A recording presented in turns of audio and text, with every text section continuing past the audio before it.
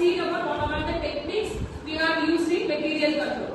So in the techniques எல்லாம் நம்ம use பண்ணா நம்மளோட manufacturing companyல optimize cost optimize பண்ண முடியுமா அதுக்கான ஒரு கேஸ் ஸ்டடி தான் optimizing material cost in manufacturing. சரிங்களா? அதுக்கான ஒரு problem statement நம்ம கொடுத்துருக்கோம். So அந்த problem statement என்ன அப்படின்னா ஒரு பெரிய manufacturing company they are manufacturing the furniture. சரிங்களா?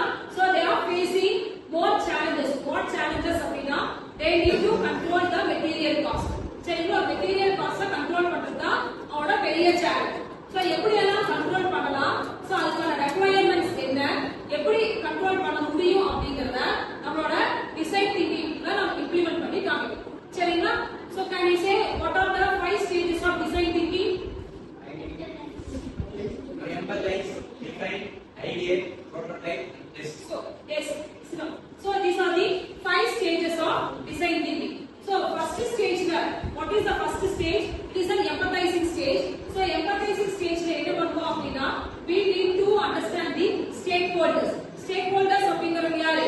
ஒரு furniture manufacturing company-க்கு stakeholders அப்படிங்கறவங்க நம்மளோட consumers தான். சரிங்களா?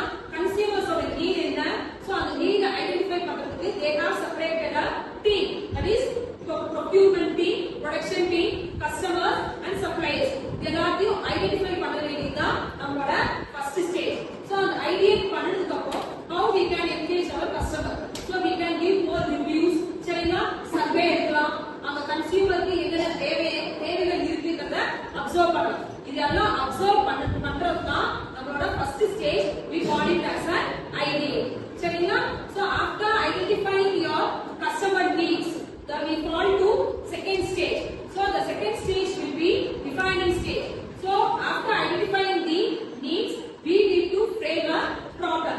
So the problem la enna irukku appadina என்னென்ன மாதிரி மெட்டீரியல் கண்ட்ரோல நாம ப்ரொடியூஸ் பண்ணலாம், எப்படி அதை ஐடென்டிஃபை பண்ணணும், அப்ப நான் ரீசன் ஐடென்டிஃபை பண்ணிட்டேன்னா what is the alternative method அப்படிங்கறத I need to justify.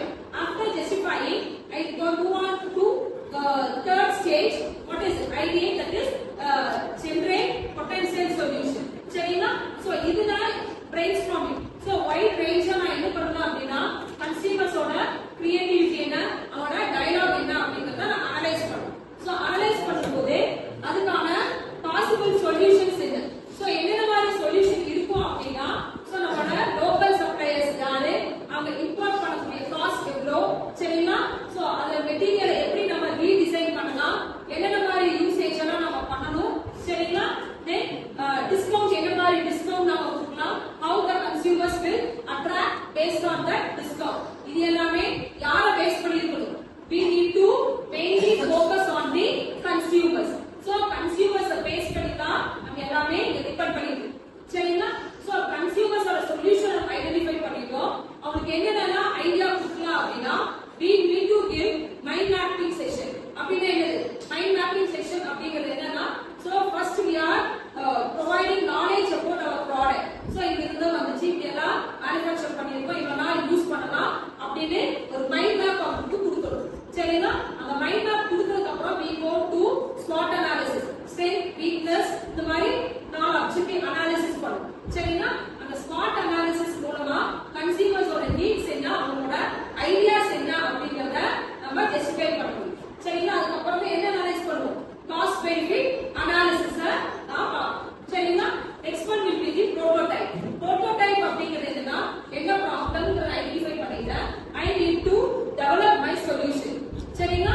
So அந்த சொல்யூஷனை என்ன பண்ணலாம் அப்படின்னா after identifying the problem from the customer, I give a small scale of version where I give promising ideas. so இந்த ideas எல்லாம் இருக்கும், கண்டிப்பா நான் ப்ராமிஸ் பண்றேன் I change my product அப்படின்னு சொல்லி நான் மென்ஷன் பண்ணதுக்கு அப்புறம் சோ அதுக்கான மெட்ரிக்ஸ் என்ன யூஸ் பண்ணுவேன், what are the metrics I am going to use அப்படினா சோ இந்த ப்ராடக்ட் வாங்குனா cost saving. For example primer எடுத்தீங்க அப்படினா அதுல என்ன ஆப்ஷன் கொடுத்திருக்காங்க, ஒரே simple ப்ராடக்ட்டா we can dry, we can break coconut, then we can slice our vegetables.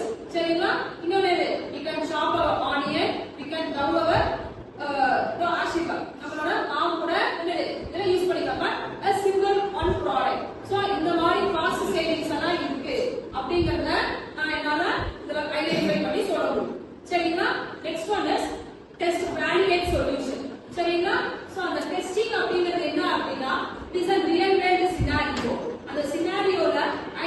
get the feedback from the customer. So அவங்களுக்கு தேவையான ஐடியாஸ் எல்லாம் நான் வாங்கிட்டேன், இம்ப்ளிமெண்ட் பண்ணிட்டேன். After implementing, I need to get the feedback. So based upon the feedback, I can develop my product or I need to satisfy the needs of that particular consumer. சரிங்களா? அந்த needs எல்லாம் satisfy பண்ணதுக்கு அப்புறம் என்ன பண்ணுவேன்? எனக்கு என்ன ஆகும்? என்னோட வேஸ்டேஜ் ரிடக்ஷன் ஆகும். கன்சியூமர்ஸோட நீட்ஸையும் நான் சாட்டிஸ்ஃபை பண்ணிருப்பேன். அவங்களுக்கு தேவையான விலைக்கு நான் ப்ராடக்ட் கொடுப்பேன். சரிங்களா? கஸ்டமர்ஸ் அப்படிங்கிறவங்க இந்த ஃபுல் ஃபிளெஜ்டா ரிட்டைன் ஆயிருப்பாங்க. சோ இதெல்லாம் பேஸ் பண்ணி தான் என்ன பண்ணிருக்காங்க? ஒரு மெட்டீரியல்